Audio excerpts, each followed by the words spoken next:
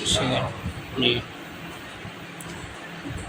चत्वारी जो चार प्रकार की जो क्या है वाक परिमिता पदार्थ, चार प्रकार के जो पद है जी। वाणी को क्या करते हैं? परिमित करते हैं। वाणी को जो मापते हैं। वाणी को उन चारों के द्वारा ही मापा जाता है, कहा जाता है, बताया जाता है। जी। है ना, नामाख्यात सर्वज्ञ बात है। इन्हीं के द्वारा तो वाणी को बताया जाता है। और क्या है वाणी? इन्हीं चारों के द्वारा वाणी का क्या होता है? तुलना होता है। हाँ, संतुलना, उसका ज्ञान होता है। जी। तो कहा कि वाक परिमिता तानी विदुर ब्राह्मण, ये उन वाणियों, उन चारों वाणियों को अच्छे से कौन जानते हैं? जो विदुर ब्राह्मण, व्याकरण व्याकरण जानन्ति जी। देव सम्यक् रूपेण तानि चत्वारि नामाख्यातोत्सर्ग निपात रूपाणि, है ना, वाक् परिमितानि, है ना, हाँ, यद वाक् रूपाणि सन्ति तानि जानन्ति, जी। तो वो जानते हैं। कौन जानते हैं? ब्राह्मण वैयाकरणी। लेकिन कहा गुहा त्रीणि निहिता न एंगयन्ति तुरीयं वाक्य मनुष्या वदन्ति। कहा देखो किसी भी वाणी के चार भाग होते हैं। जी। जैसे नाम है उसके भी चार भाग। जी। पहला भाग, दूसरा भाग, तीसरा भाग, चौथा भाग। चार भाग में हम किसी भी चीज को क्या करते हैं? विभाग करते हैं। एक अगर हम कुछ प्राप्त करते हैं एक भाग प्राप्त, एक भाग, कुछ फिर होता दूसरा भाग, मतलब आधा होता, हाँ। फिर तीसरा भाग, फिर चौथा भाग। ये चार भागों में कोई चीज डिवाइड है। जी। तो कहा कि जो चारों प्रकार के जो वाणी के जो ये है नामाख्यात तीन भाग तो गुहा, तीन उसके जो तीन भाग होते हैं, कितने भाग होते हैं? 3 भाग। वो तो गुहा में रहते हैं। गुहा मतलब बड़े अंदर रहते हैं। गुह्य होते हैं। जी। उनको समझना इतना आसान नहीं है। नहीं है। 3 भाग होते हैं। तो चौथा भाग होता है कुछ अंश, मतलब समझे नहीं? उन्हीं को जो मनुष्य लोग हैं, हम जैसे लोग हैं, उसी वाणी को हम बोलते हैं। जी। ठीक है ना? उससे जो वाणी है, जो चार प्रकार की नामाख्यात उसके जो 3 भाग वो कहाँ निहित है? गुहा में। गुहा मतलब अंदर, अंदर बिल्कुल वह गुह्य है। उनको समझना इतना आसान नहीं है। समझेंगे? जी। लेकिन जो चौथा जो उसका भाग है, उसका जो कौन सा भाग है? चौथा भाग, कुछ भाग, उसी को मनुष्य लोग क्या करते हैं? बोलते हैं। जो अवैयाकरण होते हैं उसी को बोलते हैं। जी। बात समझाएंगे? लेकिन जो वैयाकरण होते हैं वो तो उसके चारों भागों को जानते हैं। ये मनीषी वैयाकरण, ये भवन्ति वो तो चारों भागों को जानते हैं। अपने ज्ञान से उन चारों भागों को क्या कर लेते हैं? विदरित कर लेते हैं। उस गुहा को विदार गुह्यतम को, जो अंदर जो छिपा हुआ जो तत्व है, उसको वो विदारित करके उसको जान लेते हैं चारों भागों को। लेकिन जो चारों जो वैयाकरण नहीं पढ़ा है, जो नहीं जानता शास्त्र, जो मनीषी नहीं है, वो तो कौन सा भाग बोलता है? चौथा भाग। बात समझाए? एक ही है। दूसरा अर्थ ये भी ले सकते हो कि यहाँ पे तो चारों से किसको लिया हमने? नामाख्यातोत्सर्ग निपात, इनके चौथे अंश को हम लोग बोलते हैं। ये समझ रहे हो कि समझ? जी हाँ। जैसे नाम है, तो क्या सब नामों को जानते हैं? नहीं। नाम के हर चीज को जानते हैं। कौन से किससे प्रत्यय से, कौन से प्रत्यय से, प्रकृति से ये बन रहा है, क्या हो रहा है, वो तो हम सब नहीं जानते। सामान्य मनुष्य जो वैयाकरण तो जानते हैं, लेकिन सामान्य तो नहीं जानते। नहीं। तो उनको तो बोलते हैं। जैसे जो वैयाकरण नहीं भी पढ़ा वो भी क्या बोलता है? रामाग्रहम गच्छति, रामाग्रहम गच्छति। लेकिन वो ये नहीं जानता राम कैसे बना, गच्छति में क्या धातु है, क्या प्रत्यय है, कैसे इसकी प्रकृति है, क्या, कुछ नहीं जानता है। जो सामान्य लोग हैं, मर्त्य लोग हैं, वो तो कौन से भाग को बोलते? चौथा भाग, बस सीधा बोलने वाला तो। लेकिन जो अंदर का गूढ़ तत्व है उसको तो कौन जानते हैं? वैयाकरण जानते हैं। इसका पहला तात्पर्य। दूसरा तात्पर्य ये ले सकते हो, वाणी 4 प्रकार। वाणी कितने प्रकार? 4। परा, पश्यन्ति, मध्यमा, वैखरी। 4 प्रकार की वाणी होती है। चतुर्धा वाक्, 4 प्रकार की वाणी। हम काय कौन गुरु जी करवा? तो कहा तुरीयम वाचो। तुरीय कहते चतुर्थ। तुरीय मतलब चतुर्थ। तो कहा कि 3 जो वाणी है वो तो गुह्य है, अंदर है बिल्कुल। समझ आए? 3 मतलब परा, पश्यन्ति, मध्यमा। परा वाक मूल चक्रस्थ। जी। परा क्या है? वाक मूल, जो नाभि के नीचे मूल में रहते, परा वाक। तो योगी भी गम्य, किसके द्वारा गम्य है? योगियों के द्वारा। योगी लोग उसका क्या कर पाते हैं? साक्षात्कार कर पाते। परा वाक बोल। पश्यन्ति नाभि संस्थिता। जो पश्यन्ति वो कहाँ है? वो मध्य नाभि में। नाभि में उसको भी हम लोग नहीं, वो भी कौन करता है? योगी लोग। योगी लोग। फिर मध्यमा हृदय मध्यमा, हृदय में कौन सी है? मध्यमा। जिस मध्यमा नाद से हम वैयाकरणों का स्फोट जिसको हम स्फोट हैं, वही हमारा ब्रह्म है, ठीक है ना। और चौथी वाणी है वैखरी, जो हम बोल रहे हैं, जो कंठ देशों के द्वारा है, तालु कंठ इत्यादियों से जो निकल रही है, ये कौन सी वाणी है? वैखरी। तो सामान्य लोग तो कौन सी वाणी बोलते हैं? वैखरी। तुम लोग कौन सी वाणी का? वैखरी का ही तो करते हैं। वही कहा त्रीणी गुहा निहिता, जो तीन है वो तो कहाँ है? गुह्य है, अंदर है, बिल्कुल छिपी हुई है। बात समझ आ रही है कि नहीं? लेकिन तुरीयम जो चौथी है वो कौन है? वैखरी। मनुष्यावद, उसको कौन कहते हैं? मनुष्य कहते हैं। बात लगी कि नहीं? इस तरह भी अर्थ ले सकते, ठीक है। लेकिन यहाँ पे दोनों अर्थ विवक्षित हो सकते हैं। ये वाला अर्थ भी होता है रामाख्यात सब, इनका चौथा अंश बोलते हैं। तीन अंश क्या रहते हैं? गुहा रहते हैं। उनको हर कोई नहीं जान पाता, उनको जो वैयाकरण होते हैं वही जान पाते हैं, ठीक है ना। और जो चौथा अंश होता है, कुछ भाग जो हम लोग व्यवहार में प्रयोग करते हैं, उसी का हम प्रयोग करते हैं।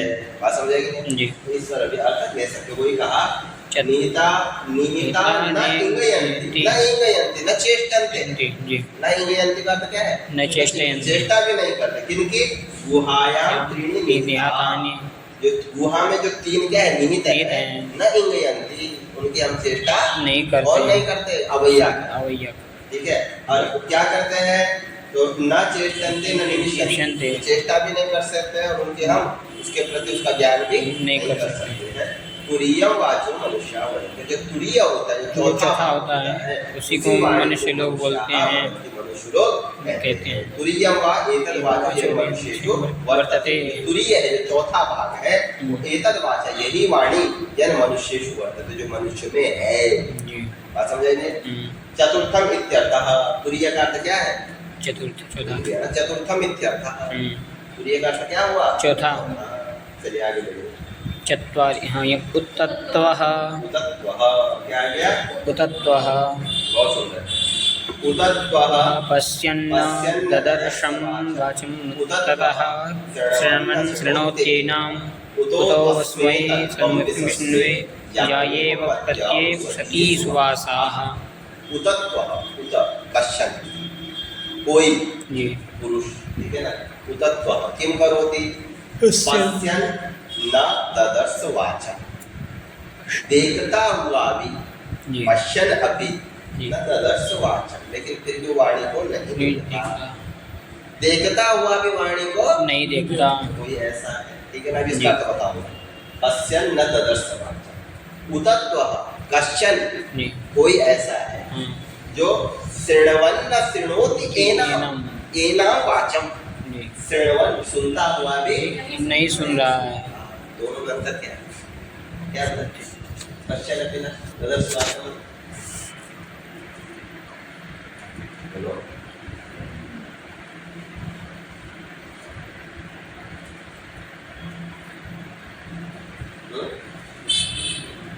देखता हुआ भी नहीं देखता, और सुनता हुआ भी नहीं सुनता। क्या? मुझे वो देखना और सुनना बताएंगे एक चीज। वो गुरुजी वो सुन तो रहा है पर उसे समझ में नहीं आ रहा है कि ये इसका क्या अर्थ है। हाँ, या ठीक है ना। पश्यन न ददर्श वाचम, देखता हुआ मतलब पढ़ तो दिया पर समझा कुछ नहीं, लेकिन अर्थ नहीं समझा जी। पश्यन देखा, शब्दों को पढ़ा अच्छे से, बिल्कुल आयोडिक सब कुछ कर रहा है, लेकिन अर्थ क्या है वह है नहीं जानता।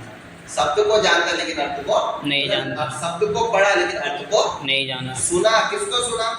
शब्द को सुना, लेकिन तद अर्थम न क्या जी, लेकिन उसके अर्थ को नहीं जाना। क्या फायदा? पश्यन न भी न ददर्श वाचम, देखता हुआ भी नहीं देख पा रहा और सुनता हुआ भी नहीं सुन पा रहा। समझ रहे दोनों का अंतर? मतलब देखता हुआ मतलब शब्द को जानता हुआ भी उसके अर्थ को नहीं जानता, शब्द को सुनता हुआ भी उसके अर्थ को नहीं जानता। कश्चन, कोई ऐसा है, लेकिन उतत्वस्मै वैयाकरण करना, जो वैयाकरण होगा, जो जानता है, क्योंकि शब्द को जानेगा तो अर्थ को जानेगा, शब्द को सुनेगा तो अर्थ को भी सुनेगा। तो वाणी पे क्या कर लेगा, अपना कब्जा कर लेगा। वाक उसको क्या करेगी, तो कहा उदोत्तस्मे तन्वं विशस्त्रे जायेव पत्या सती सिंहास, जाया इव पत्नी इव, तस्मे पत्ते, जिस प्रकार से पत्नी अपने पति को अपना समर्पित कर देती है, उसी प्रकार से जो वाणी है वह वाणी भी अपने अर्थ को उस पुरुष के लिए, उस वैयाकरण के लिए क्या कर देती है, समर्पित कर देती है, खोल देती है अपने आप है, उसको फिर अपने आप अर्थ लगने लगता है। बात समझ आ रही कि नहीं? तो शब्द जो वैयाकरण होगा उस वैयाकरण को वाचा जो वाणी होगी वो अपने को प्रकाशित करेगी। क्या कर लेगी, प्रकाशित करेगी। वो अपने को प्रकाश, जो उस वाणी की तप करेगा, उस वाणी को समझेगा, उस वाणी को पढ़ेगा, उसको वाणी धीरे धीरे अपने को क्या कर देगी, प्रकाशित कर देगी। इस प्रकार से कहा तो जाया इव पत्ते सुवासा, सुवासा सुंदर स्त्री, जो सुंदर वस्त्रों वाली जो स्त्री होती है, तो जिस प्रकार से पति को अपना समर्पण दे देती है, उसी प्रकार से वाणी भी वैयाकरण के लिए क्या कर देता, अपने को प्रकाशित कर देती है। इसका सामान्य है। बात समझ आएगी नहीं है? वही कहा अपि खल्वे कहा, अपि खल्वे कहा, खल्वे कहा, पश्यन कहा, पश्यन पश्यति, देखता हुआ भी नहीं देखता हो ना, शब्द को जानता हुआ भी अर्थ को नहीं जानता। अपि खल्वे कहा, कोई ऐसा है जो क्या करता है, श्रवण सुनती, सुनता हुआ भी नहीं सुनता, शब्द को सुनता हुआ भी अर्थ को नहीं सुनता, नहीं समझता है, तो अविद्वान सह, वो कौन है, अविद्वान, वो अवैयाकरण है। याद रखना इसका, ठीक है। उतोत्वस्मे तन्वं विशस्ते, उतोत्वस्य तनुं विवृणुते, तस्मे से अस्मे मतलब वैयाकरण, तो वैयाकरण उसके लिए, ठीक है ना। तन्वं विशस्ते, अपने शरीर को प्रकाशित कर देती है। जाया इव पत्या, कौन कर देती है, जो वाणी होगी, वो वाणी अपने अर्थ को क्या कर देती है, प्रकाशित कर देती है। जायेव पत्या उसति सुवासा, तद यथा जाया इव पत्नी इव पत्ते, पति के लिए कामायमाना, कामना करने वाली, सुवासा सुंदर वस्तुओं वाली, स्व आत्मा विवृणते, अपने को समर्पित कर देती है। एवं वाक, इसी प्रकार से जो वाक है, वाणी है, वाक विदे, जो वाक विद है, वाक मतलब वैयाकरण, वाणी को जानने वाला है, उसके लिए स्वात्मानं विवृणते, स्वात्मानं प्रकाशयते, अपने को प्रकाशित कर देती है।